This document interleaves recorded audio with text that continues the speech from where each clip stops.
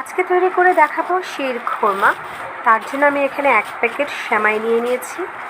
তো সেমাইটাকে প্যাকেট ছেঁড়ার আগেই আমি ভেঙে নিয়েছি যেন ভাজতে সুবিধা হয়। সো আমি এখন একটা কড়াই গরম করতে দিয়েছি। তার মধ্যে আমি এখানে 3 টেবিল চামচের মতো ঘি দিয়ে দিয়েছি। 3 টেবিল চামচের মতো ঘি দিয়ে আমি সেমাইটাকে খুব সময় নিয়ে আস্তে আস্তে ভাজবো।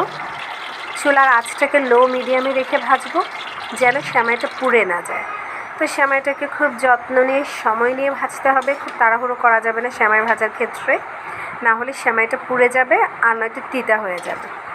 সো এই তো আমার সেমাই আমি খুব অল্প আঁচে রেখে আস্তে আস্তে অনেক সময় নিয়ে সেমাইটাকে ভেজেছি। যখন সেমাইটা তেল ছেড়ে দিয়েছে গায়ে, তখন আমি চুলাটাকে অফ করে এখন সেমাইটাকে রেডি করে নিয়েছি। অন্যদিকে আমার দুধ অনেকটাই কমে এসেছে। এখন আমি চিনি দিয়ে